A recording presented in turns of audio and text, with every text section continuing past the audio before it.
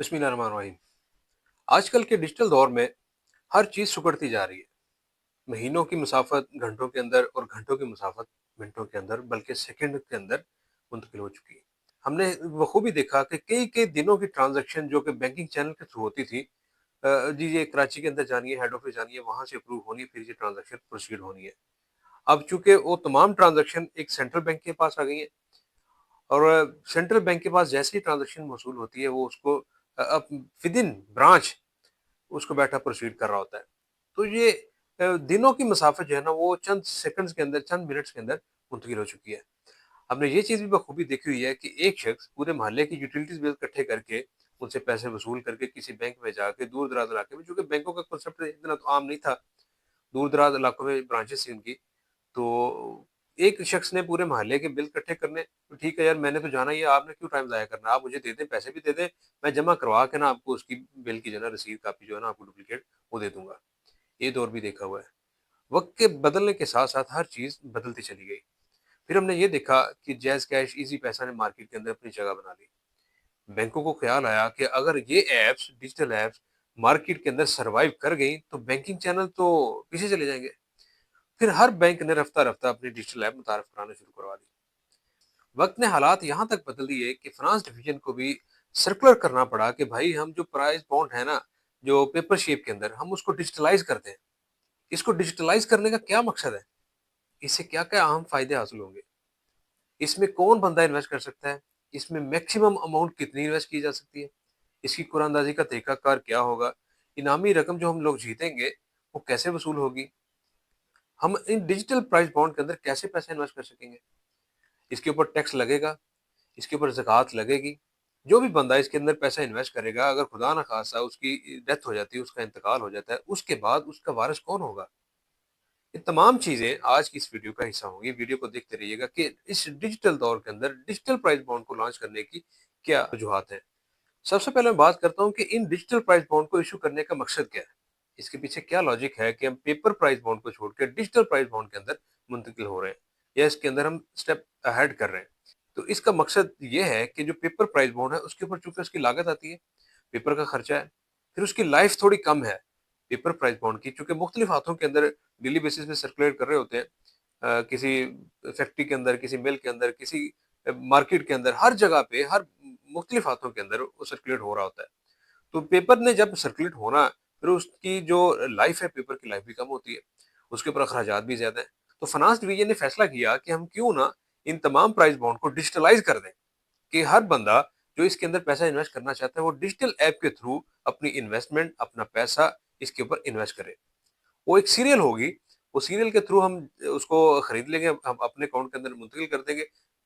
तो इस तरीके से हम पेपर प्राइस बॉन्ड से छुटकारा पा लेंगे। तो इस तरीके से हम एक डिजिटल दौर के अंदर अपना कदम रख लेंगे प्राइस बॉन्ड की मद में। इस डिजिटल प्राइस बॉन्ड के अंदर अहल कौन होगा? कौन बंदा इसके अंदर पैसा इन्वेस्ट कर सकता है? हर वो पाकिस्तानी शहरी जिसकी उम्र 18 साल हो चुकी है, उसका आईडी कार्ड बन चुका हुआ है, वो इस फंड के अंदर अपना पैसा इन्वेस्ट करने का अहल होगा। और मैं बताता हूँ कि इसके अंदर मैक्सिमम अमाउंट हम कितनी डाल सकते हैं। तो ये तो चीज़ हमारे ज़हन में आती है कि भाई कहीं ऐसा ना हो कि हमारी टैक्स रिटर्न्स या दूसरे मामलात वो इससे डिस्टर्ब हों। इससे कोई ऐसा मसला नहीं है। जो भी आपके मामलात हैं वो आपके साथ ही रहेंगे। ये एक अकाउंट बन जाएगा आपका, आप उसको अपनी टैक्स रिटर्न के अंदर डिक्लेयर करेंगे। कर नहीं सकते, करेंगे। चूँकि ये आपकी इन्वेस्टमेंट है, आपकी सेविंग है, ये आपके नाम पे है पैसा, तो आप इसको अपनी टैक्स रिटर्न के अंदर डिक्लेयर करेंगे। तो इसके साथ इसके अंदर कोई भी एक हायर लिमिट नहीं रखी गई, हायर लिमिट सेट नहीं की गई कि आप कितनी अमाउंट मैक्सिमम इसके अंदर इन्वेस्ट कर सकते हैं। आप जितनी चाहें अपनी हैसियत के मुताबिक, अपनी सेविंग के मुताबिक इसके अंदर पैसा इन्वेस्ट कर सकते हैं। इसके अंदर कोई मैक्सिमम लिमिट नहीं है पैसा इन्वेस्ट करने की। और अब सबसे जो मज़ेदार सवाल है ना इसके पीछे भी, इसके अंदर हमने पैसा इन्वेस्ट करना कैसे है? आप मोबाइल ऐप के थ्रू घर बैठे नेट को ऑन करके, नेट कनेक्ट करके, आप डिजिटल ऐप के थ्रू अपने बैंक से, किसी भी बैंक से, जैज़ कैश से, ईज़ी पैसा से, या आपके पास किसी बैंक का अकाउंट है, उसकी एप्लीकेशन बनी हुई है, आप उस एप्लीकेशन के थ्रू इसके अंदर अपना पैसा इन्वेस्ट कर सकते हैं, अपने प्राइस बॉन्ड को हासिल कर सकते हैं। तो आपको किसी बैंक के अंदर जाने की ज़रूरत नहीं है। आजकल चूँकि हालात ऐसे हैं, हम इतना सफ़र नहीं कर सकते, हमारे पास इतना टाइम अवेलेबल नहीं होता, फ्री टाइम, कि हम दूर-दराज़ किसी बैंक की ब्रांच के अंदर विज़िट करें, वहाँ से अपने प्राइस बॉन्ड हासिल करें। तो इस चीज़ को ख़त्म करने के लिए फाइनेंस डिवीज़न ने फैसला किया कि आप मोबाइल एप्लीकेशन के थ्रू, आजकल चूँकि सारा काम ही मोबाइल एप्लीकेशन के थ्रू हो रहा है, तो आप घर बैठे 24/7 موبائل ایپ کے تھرو اس کے اندر پیسہ انویسٹ کر سکتے ہیں۔ اب میں کلیئر کر دوں کہ اس کے اوپر ٹیکس لگنا ہے کہ نہیں، کیونکہ جو پرائز بانڈ نکلنے ہیں ہمارے، پرائز بانڈ ہم ون کریں گے، اس کے اوپر ٹیکس اپلیکیبل ہوگا کہ نہیں؟ جی ہاں، جیسے ہم پیپر پرائز بانڈ کے اندر اپنا انعام بینک سے وصول کرتے تھے اپنے بینک اکاؤنٹ کے اندر، یا مارکیٹ میں جا کے جو ایجنٹ تھے وہاں سے کیش کرواتے تھے اپنے پرائز وننگ پرائز بانڈ کو، تو اس کے اوپر ٹیکس لگتا تھا۔ بالکل ایسے ہی ان ڈیجیٹل پرائز بانڈ کے اوپر بھی ٹیکس اپلیکیبل ہے، ایز پر اپلیکیبل ریٹس۔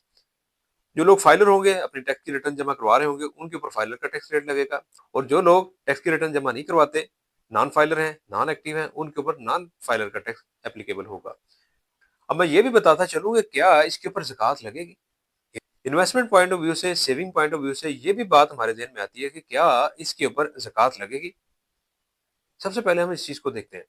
بعض لوگوں کا یہ خیال ہے کہ جو پیسہ زکوٰۃ کی مد میں یہاں پہ کٹ جاتا ہے، وہ اس کا تصرف کوئی اچھا نہیں ہوتا۔ گورنمنٹ آف پاکستان کی مرضی ہوتی ہے، اداروں کی مرضی ہوتی ہے وہ کہاں اس کا استعمال کرے۔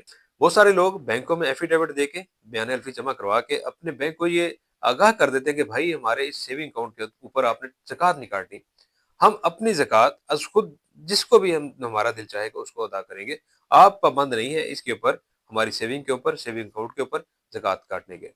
تو لہٰذا اس کے اوپر بھی زکوٰۃ اپلیکیبل نہیں ہے، یا آپ کے لیے میں بات کلیئر کر دوں کہ اس کے اوپر کسی قسم کی زکوٰۃ اپلیکیبل نہیں ہے۔ اور اب میں بتاتا چلوں کہ اس کی قرآن اندازی کیسے ہوگی، اس کا ڈرا کیسے ہوگا۔ تو فنانس ڈویژن نے کلیئر کر دیا کہ اس کی جو قرآن اندازی ہوگی، جو ڈرا ہوگا، وہ ہر 3 مہینے کے بعد ہیلڈ کیا جائے گا۔ ہر 3 مہینے کے بعد قرآن اندازی ہوگی۔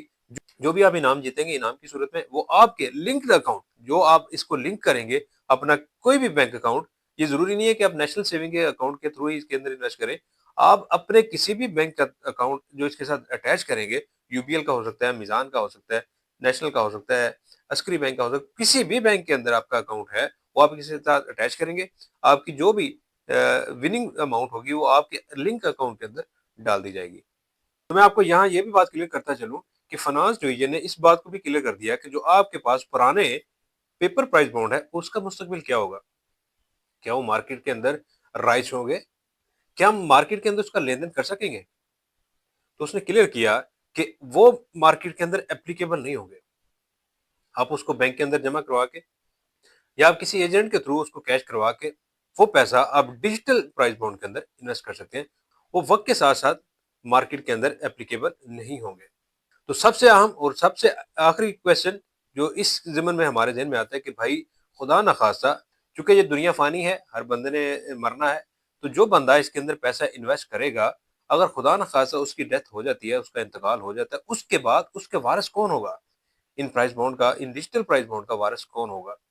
تو فرانس ڈویژن نے اس کو کلیئر کیا کہ جو آپ کے قانونی وارثان ہوں گے، قانونی ورثاء ہوں گے، سکسیشن سرٹیفکیٹ آپ کے قانونی وارثان کو ڈکلیئر کرے گا کہ آپ کے بعد آپ کی یہ پسماندگان جو ہے، یہ وارثان جو ہیں آپ کے، وہ آپ کے اس پرائز بانڈ کے، ڈیجیٹل پرائز بانڈ کے اہل ہوں گے۔ تو وہ پیسہ، وہ ڈیجیٹل پرائز بانڈ کا پیسہ ان متعلقہ وارثان کے اکاؤنٹ کے اندر، یا جو بھی ان کا طریقہ کار ہے اس کے مطابق ان کو منتقل کر دیا جائے گا۔ تو امید ہے یہ تمام باتیں جو آپ کے ذہن میں ہوگی، فنانس ڈویژن نے اس کا پہلے ہی جواب دے دیا۔ تو اس امید کے ساتھ کہ یہ ویڈیو آپ کے لیے اچھی ہوگی، آپ اس کو لائک کریں، شیئر کریں، چینل کو سبسکرائب ضرور کریں، تاکہ جو بھی ویڈیو اپلوڈ ہو اس کا نوٹیفیکیشن آپ کو سب سے پہلے مل سکے۔